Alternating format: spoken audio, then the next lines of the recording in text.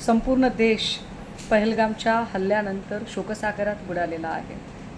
हा हल्ला या देशाच्या सार्वभौमत्वावरचा हल्ला आहे। त्यामुळे देशातला प्रत्येक माणसाच्या मनामध्ये प्रचंड चीड, संताप आणि त्याच वेळेला मृतकांच्या कुटुंबियांच्या प्रति कमालीची हळहळ व्यक्त केली जाते। पण याही सगळ्यांमध्ये श्रेयवादाचं राजकारण सत्ताधाऱ्यांकडून करणं मात्र अजिबात थांबत नाहीये। सत्ताधाऱ्यांना याही सगळ्या स्थितीमध्ये मृत्यूचा सोहळा जणू साजरा करावासा वाटतोय अशी परिस्थिती आहे। कुठल्या तरी एका पत्रकाराने उपमुख्यमंत्र्यांच्या सोबत पहलगाममधला एक व्हिडिओ शेअर केला। त्या व्हिडिओमध्ये वेगवेगळी गाणी पार्श्वसंगीत म्हणून लावली गेली।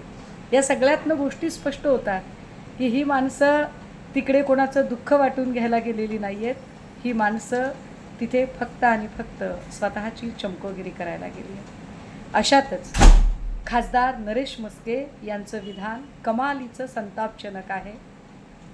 ज्यांना कधीच विमानात बसायला मिळालं नाही त्यांना आम्ही विमानात आणलं असं म्हणत जो बडेजाव मिरवण्याचा प्रयत्न खासदार नरेश म्हस्के यांच्याकडून होतोय तो निव्वळ अश्लाघ्य नाही तर तो चीड आणणारा आहे।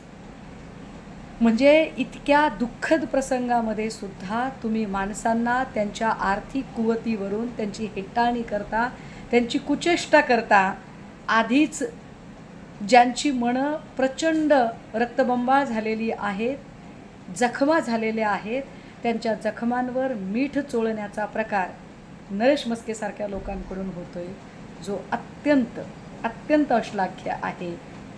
या सगळ्या राज्यकर्त्या लोकांना आम्हाला सांगावंसं वाटते की कृपया तुम्ही ह्या सगळ्या गोष्टी नाही केल्यात तरी चालेल, परंतु हे असं जखमेवर मीठ चोळणं बंद करा। आणि पहलगामला तुमच्या जाण्याची काही गरज नाही। आधीच तिथल्या सगळ्या मिलिटरीवर ताण आहे। तुम्ही जाऊन तो ताण वाढवून असं काय करणार आहात?